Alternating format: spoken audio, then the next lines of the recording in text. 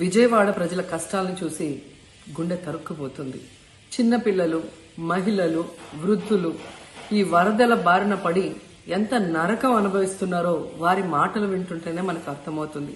కనీసం చిన్నపిల్లలకి పాలు అందటం లేదు, రోజుల తడబడి తాగేదానికి నీళ్లు అందటం లేదు. ఈరోజు ఎంతమంది వరదల్లో కొట్టుకుపోయారో అర్థం కాని పరిస్థితుల్లో అందరూ కూడా బాధపడుతూ ఏడుస్తూ ఉన్నారు. నిజంగా ప్రజలు ఇన్ని కష్టాలు పడటానికి, ఇంతమంది ప్రాణాలు పోవటానికి ఈ రాష్ట్ర ప్రభుత్వం కారణం కాదని నేను అడుగుతున్నాను. ముఖ్యంగా మంత్రుల విహారయాత్రలు, హాలిడేస్ ఎంజాయ్ చేయడంలో ఉన్న చిత్తశుద్ధి రాష్ట్ర ప్రజల మీద లేదు అని నేను గట్టిగా చెప్పగలను. ఇదేదో నేను విమర్శించడానికి చెప్పటం లేదు. 28వ తేదీనే 30వ తేదీలో వర్షాలు రాబోతున్నాయని చెప్పి వాతావరణం సమాచారం ఇవ్వటం జరిగింది ప్రభుత్వానికి. అయినా కూడా ముఖ్యమంత్రి గాని, మంత్రులు గాని ఎటువంటి సమీక్షలు చేయకుండా, ప్రజల్ని అప్రమత్తం చేయకుండా నిర్లక్ష్యం వహించడం వల్లే ఈరోజు ఇన్ని లక్షల మంది వరద నీళ్లలో మునిగిపోయారు. ఇంతమంది ప్రాణాలు పోగొట్టుకున్నారు. ఎంతమంది తిండి లేక, కరెంటు లేక, తాగునీళ్లు లేక, పసిబిడ్డలకి పాలు లేక ఎంత అవస్థలు పడుతున్నారో మనం అందరం కూడా గమనిస్తున్నాం. చంద్రబాబు నాయుడు గారి ఇంటికి 3 కిలోమీటర్ల దూరంలోనే ఇంత పెద్ద విపత్తు జరిగినా ప్రజల్ని కాపాడలేకపోయారు అంటే ఇది రాష్ట్ర ప్రభుత్వం, రాష్ట్ర ముఖ్యమంత్రి వైఫల్యం కాదని నేను అడుగుతున్నా. ఈరోజు కరకట్టు మీదున్న అక్రమ కట్టడాలని కాపాడటం కోసమే విజయవాడని ప్రజల్ని ముంచేశారు అనటంలో నిజం లేదా అని నేను అడుగుతున్నా. గంట ముందు ప్రజలకు చెప్పినా వాళ్ళు ముంపు బారిన పడేవారు కాదు. వాళ్ళని అప్రమత్తం చేసి ఒక సేఫ్ అయిన ప్లేస్ కి పంపించున్నా ఈరోజు ఇన్ని లక్షల మంది, దాదాపుగా 3 లక్షల మందికి పైగా 4 రోజుల పాటు కరెంటు లేకుండా, తిండి లేకుండా, చిన్న బిడ్డలకి పాలు లేకుండా ఈ విధంగా నీళ్లలో మునిగి అవస్థలు పడాల్సిన అవసరం లేదు. దురదృష్టం ఏంటంటే ఈ రాష్ట్ర ముఖ్యమంత్రి నుంచి మంత్రుల వరకు ఎప్పుడు ఫ్రైడే వస్తుందా, ఎప్పుడు హైదరాబాద్కి వెళ్దామా, లేదా ఎప్పుడు విహారయాత్రలకు వెళ్దామా అని ప్లాన్ చేసుకోవడంలోనే చిత్తశుద్ధిగా ఉన్నారనేది ఈ 5 రోజులు మీరు చూస్తే మీకే అర్థమవుతుంది. 30వ తేదీ భారీ వర్షాలు వస్తాయని ముఖ్యమంత్రి గారికి, మంత్రులకి 28వ తేదీనే వాతావరణ శాఖ సమాచారం అందించినా ఎటువంటి సమీక్షలు లేదు, ఎటువంటి ముందస్తు జాగ్రత్తలు లేదు, ప్రజల్ని కాపాడాలన్న చిత్తశుద్ధి లేదు అనేది స్పష్టంగా అర్థమవుతుంది. ఎందుకంటే ఈ రోజుటి వరకు 4-5 రోజులు ప్రజలకి తిండి అందించడంలో ఈ ప్రభుత్వం విఫలమైంది.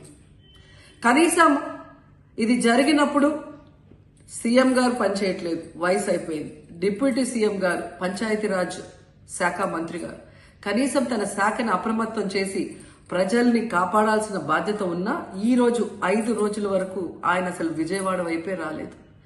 ఇక ఆ కాన్స్టిట్యున్సీ ఎమ్మెల్యే ప్లస్ రాష్ట్ర మంత్రి లోకేష్ గారు మొత్తం మునిగిపోయి మంగళగిరి, విజయవాడ అలల్లాడిపోతుంటే ఆయన హైదరాబాద్ లో ఎంజాయ్ చేస్తున్నారు. ఇక హోంమంత్రి గారు తెలిసిన సంగతే. ఇక మున్సిపల్ శాఖ మంత్రి నారాయణ గారు ఈరోజు విజయవాడని ముంచేసింది ఈ మున్సిపల్ శాఖ నిర్లక్ష్యం కాదని నేను అడుగుతున్నా. ప్రజల్ని సురక్షిత ప్రాంతాలకు తరలించే విధంగా ఈ నారాయణ గారు రివ్యూ చేయకపోవటం వల్ల ఈరోజు లక్షలాది మంది నీళ్లలో మునిగిపోయారు.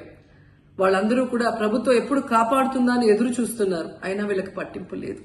ఇక రామానాయుడు గారు ఇరిగేషన్ మంత్రి, కనీసం ముందస్తు రివ్యూలు లేదు. కనీసం వరదలు వచ్చి ప్రజలు మునిగిపోతుంటే బోట్లను కూడా కొనుగోలు చేసో రెంట్కి తీసుకొని ఆ ప్రజల్ని తరలించే కార్యక్రమం ఆయన కూడా చేయలేదు. ఇక ఎప్పుడు వరదలు వచ్చినా, భారీ వర్షాలు వచ్చినా ముఖ్యమైన శాఖ రెవెన్యూ శాఖ. అనగాన సత్యప్రసాద్ గారు ఈయన విహారయాత్రలో ఎంజాయ్ చేస్తున్నాడు.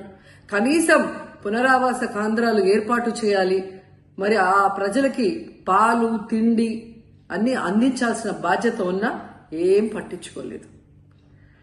సో ఈ విధంగా చంద్రబాబు నాయుడు గారి దగ్గర నుంచి మంత్రులంతా కూడా ప్రజల్ని గాలికి వదిలేసి ఎలా నిర్లక్ష్యం వహిస్తున్నారో చూడండి. ఇప్పటికైనా వాళ్ళు కళ్ళు తెరిచి ప్రజల్ని కాపాడండి అని చేతులెత్తి నమస్కరిస్తున్నా.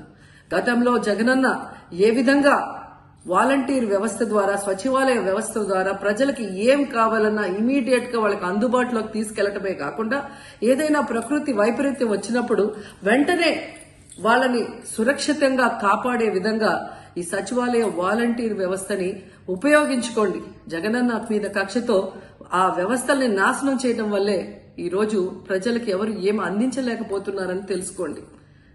అండ్ ఈరోజు జగనన్న విజన్ ఉన్న నాయకుడు, ప్రజల్ని ప్రేమించే నాయకుడని మరోసారి రుజువు చేసుకున్నారు.